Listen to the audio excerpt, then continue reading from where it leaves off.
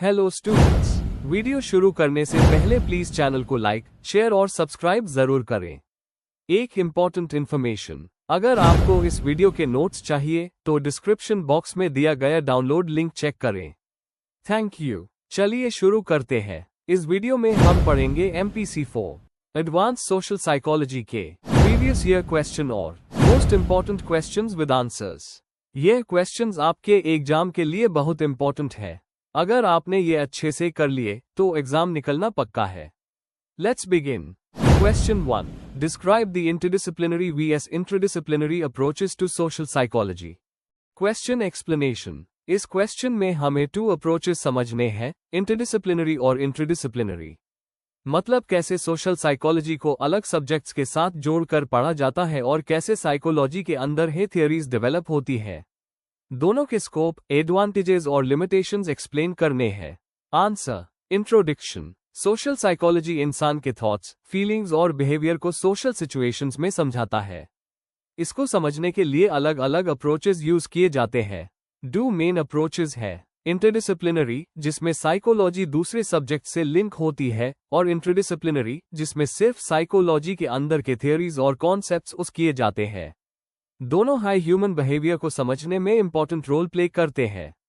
Main body. 1, interdisciplinary approach का मतलब। Interdisciplinary approach का मतलब है साइकोलॉजी को sociology, anthropology, political science, economics, history और बायोलॉजी जैसे सब्जेक्ट्स के साथ लिंक करना। ह्यूमन बिहेवियर कॉम्प्लेक्स है, इसलिए एक सब्जेक्ट अकेला सब एक्सप्लेन नहीं कर सकता। एग्जाम्पल, सोशियोलॉजी से रोल्स और नॉर्म्स लिए जाते हैं, एंथ्रोपोलॉजी से कल्चर का पर्सपेक्टिव और बायोलॉजी से इवोल्यूशनरी आइडियाज। एडवांटेजेस, ब्रॉडर और होलिस्टिक व्यू देता है, क्रॉस कल्चरल समझ में हेल्प करता है, एप्लाइड फील्ड्स जैसे हेल्थ, एजुकेशन और ऑर्गेनाइजेशंस में यूजफुल है। लिमिटेशंस, कभी कभी कॉन्सेप्ट्स ओवरलैप होने की वजह से कंफ्यूजन होता है। साइकोलॉजी अपनी यूनिक आइडेंटिटी लूज कर सकती है। 2, इंट्राडिसिप्लिनरी अप्रोच का मतलब। इंट्राडिसिप्लिनरी अप्रोच साइकोलॉजी के अंदर है डेवलपमेंट्स पे फोकस करता है। इसमें बाहर के सब्जेक्ट से ज्यादा बोरो नहीं किया जाता। Example, attribution theory, Heider, cognitive dissonance, Festinger, social learning theory, बैंडूरा।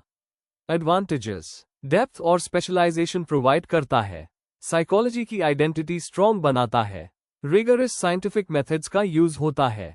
Limitations, बहुत नैरो हो सकता है और वाइडर कल्चरल कॉन्टेक्स्ट इग्नोर कर देता है। होलिस्टिक व्यू की कमी होती है जो इंटरडिसिप्लिनरी प्रोवाइड करता है। 3, दोनों अप्रोचेस का कंपैरिजन। फोकस, इंटरडिसिप्लिनरी दूसरे सब्जेक्ट से लिंक करता है, इंट्राडिसिप्लिनरी साइकोलॉजी के अंदर है लिमिटेड रहता है।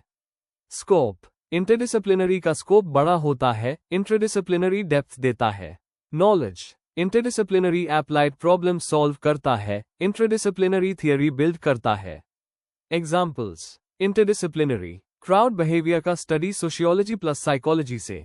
इंट्राडिसिप्लिनरी कॉग्निटिव डिसोनेंस का रिसर्च साइकोलॉजी के अंदर। दोनों एक दूसरे को कॉम्प्लीमेंट करते हैं। 4, मॉडर्न कॉन्टेक्स्ट में application. Interdisciplinary environmental psychology, ecology के साथ, पॉलिटिकल साइकोलॉजी, पॉलिटिकल साइंस के साथ, cultural psychology.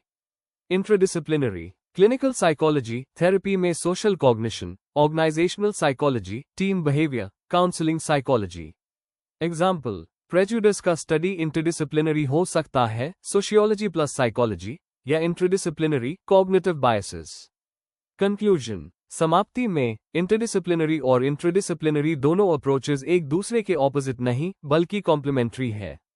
Interdisciplinary social psychology को ब्रॉडर बनाता है, जबकि इंट्राडिसिप्लिनरी उसको स्पेशलाइज्ड और स्ट्रांग बनाता है।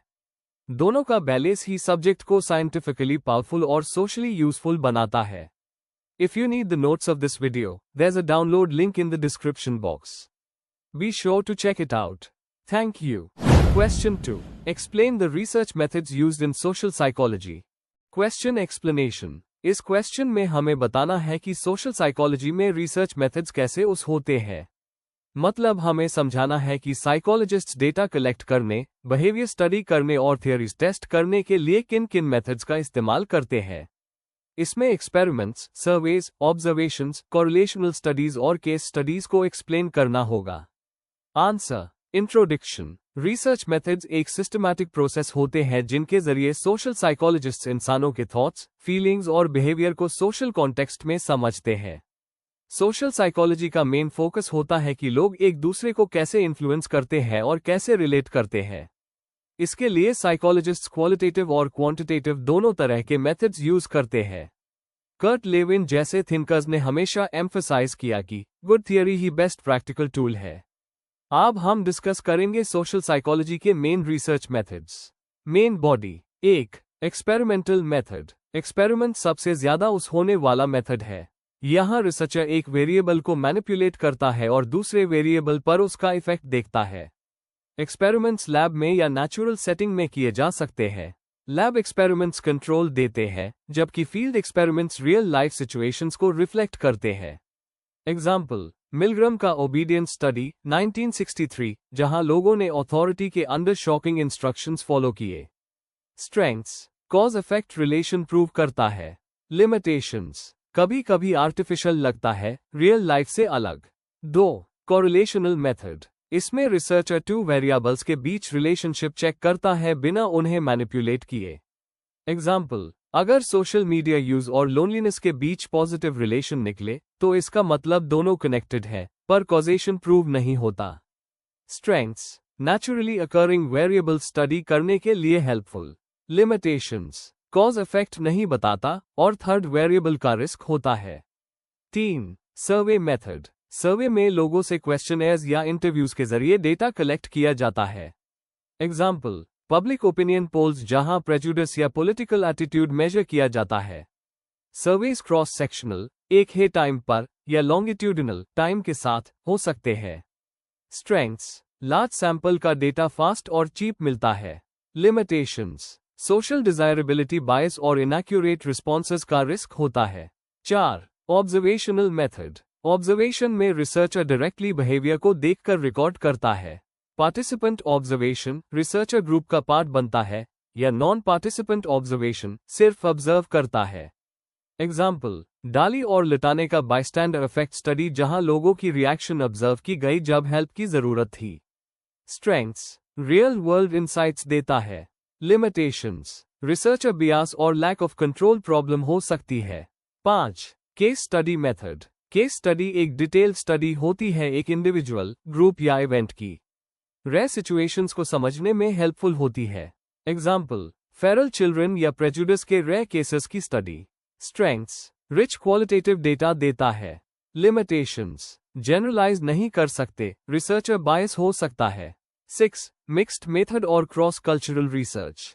मॉडर्न सोशल साइकोलॉजी में मिक्स्ड मेथड अप्रोच पॉपुलर है जिसमें क्वांटिटेटिव और क्वालिटेटिव दोनों यूज होते हैं। क्रॉस कल्चरल रिसर्च अलग अलग कल्चर्स में बिहेवियर कंपेयर करता है। एग्जाम्पल, कलेक्टिविस्ट इंडिया, जापान और इंडिविजुअलिस्ट यूएसए कल्चर्स में कन्फॉर्मिटी और कोऑपरेशन के डिफरेंसेस। कंक्लूजन में कह सकते हैं कि सोशल साइकोलॉजी के रिसर्च मेथड्स हमें अलग अलग एंगल्स से ह्यूमन इंटरैक्शन को समझने का मौका देते हैं। एक्सपेरिमेंट्स कॉज इफेक्ट समझाते हैं, सर्वेज और कोरिलेशन पैटर्न्स दिखाते हैं, और ऑब्जर्वेशन और case studies real life depth देते हैं। मिक्स्ड और क्रॉस कल्चरल रिसर्च से हम ग्लोबल पर्सपेक्टिव लेते हैं। हर मेथड के अपने स्ट्रेंथ्स और लिमिट्स हैं, पर सब मिलकर सोशल साइकोलॉजी को साइंटिफिक बनाते हैं। If you need the notes of this video, there's a download link in the description box. Be sure to check it out. Thank you. Question 3. Describe the different factors that affect helping behavior. Question explanation. इस question में हमें यह समझाना है कि कौन से अलग अलग साइकोलॉजिकल, सोशल और सिचुएशनल फैक्टर्स लोगों को दूसरों की मदद करने या ना करने पर अफेक्ट करते हैं। इसमें पर्सनल फैक्टर्स, सोशल नॉर्म्स और थियरीज जैसे एम्पैथी, एल्ट्रुइज्म और बायस्टैंडर इफेक्ट को कवर करना है। आंसर। इंट्रोडक्शन। हेल्पिंग बिहेवियर का मतलब है किसी दूसरे व्यक्ति की मदद करना बिना किसी तुरंत फायदे की उम्मीद रखे। यह प्रोसोशल बिहेवियर का एक इम्पॉर्टेंट पार्ट है और सोशल साइकोलॉजी में इसका बहुत अध्ययन किया गया है। मदद करने के पीछे कई फैक्टर्स होते हैं जैसे कि पर्सनैलिटी, मूड, कल्चरल नॉर्म्स और सिचुएशन।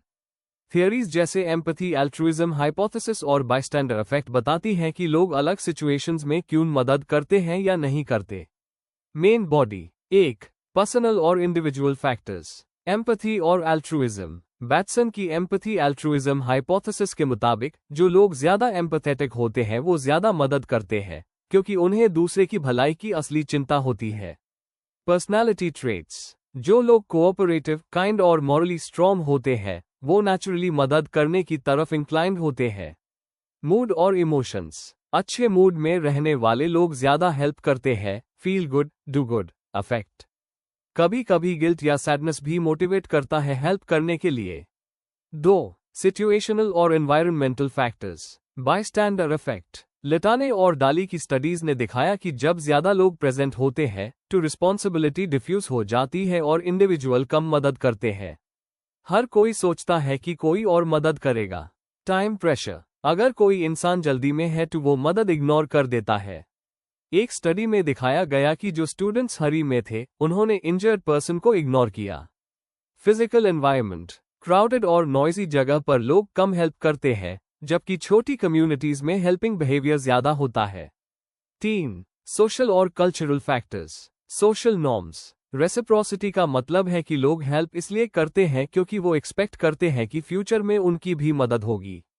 सोशल रिस्पॉन्सिबिलिटी नॉर्म कहता है कि हमें नीडी लोगों की मदद करनी चाहिए बिना रिवॉर्ड के।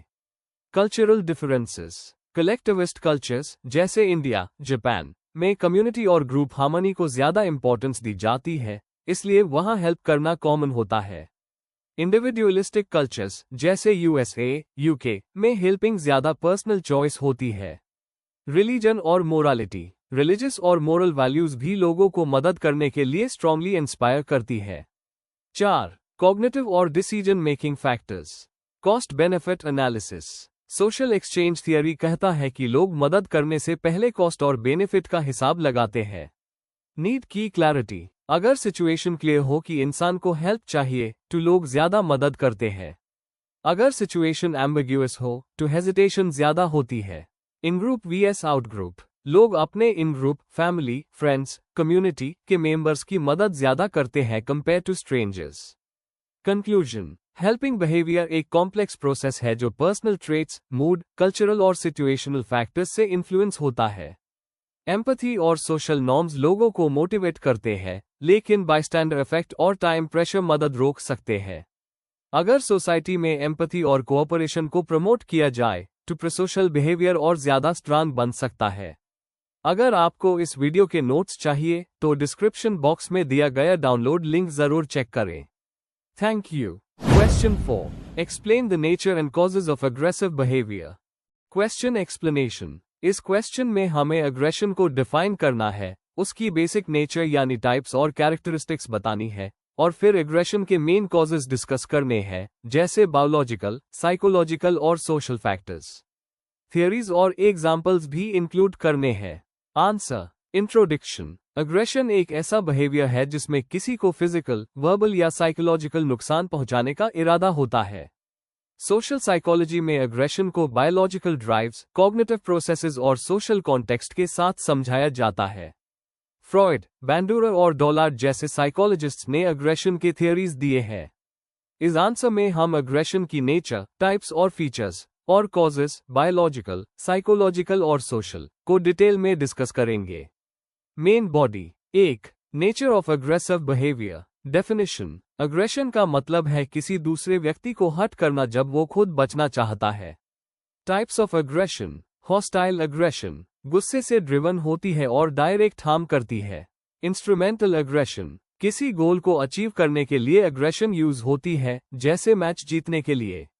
वर्बल अग्रेशन गाली, धमकी या insult.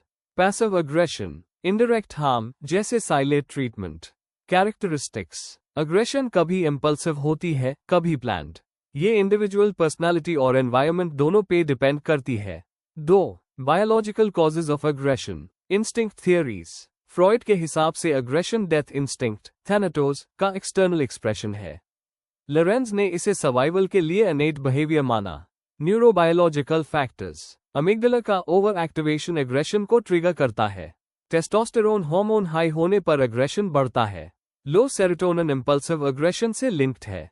Genetic factors. Twin studies ने दिखाया है कि कुछ लेवल तक अग्रेशन हेरेडिटरी होता है। 3. Psychological and cognitive causes. Frustration aggression hypothesis. Dollard et al ने कहा फ्रस्ट्रेशन जैसे एग्जाम फेल या ट्रैफिक जैम अग्रेशन को जन्म देती है।